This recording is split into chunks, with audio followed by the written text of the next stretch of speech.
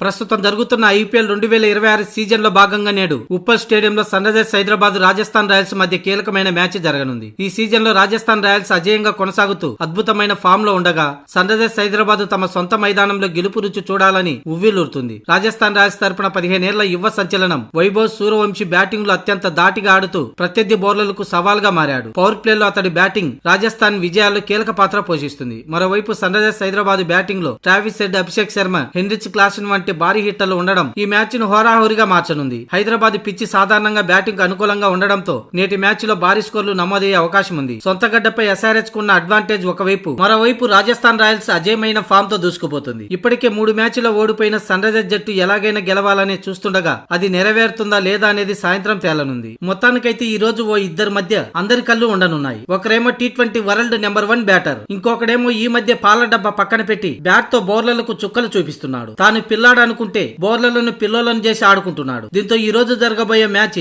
Abhishek Sharma versus Vaibhav Suryavanshi మధ్య ఎలాంటి విధ్వంసం జరగబోతుందో అనేది అభిమానుల్లో ఆసక్తి పెంచింది. ఈ ఇద్దరు ఎవరికి ఎవరు తగ్గరు, కానీ స్ట్రైక్ రేటు, ఎన్ని బంతుల్లో ఎంత స్కోరు చేస్తారనేది ఇప్పుడు అందరిలోనూ ఆసక్తి పెరిగింది. ఈ రోజు మ్యాచ్ లో హీరో ఎవరనేది నేటి రాత్రి తేలిపోనుంది. ఇక బౌలింగ్ విభాగానికి వస్తే సన్ రైజర్స్ హైదరాబాద్ కంటే కూడా రాజస్థాన్ రాయల్స్ అద్భుతంగా ఉంది. సన్ రైజర్స్ హైదరాబాద్ బ్యాటర్లు ప్రత్యర్థి ముందు ఎంత పెద్ద టార్గెట్ ఉంచినా ఆ స్కోర్ ను ఎస్ఆర్హెచ్ బౌలర్లు కాపాడలేకపోతున్నారు.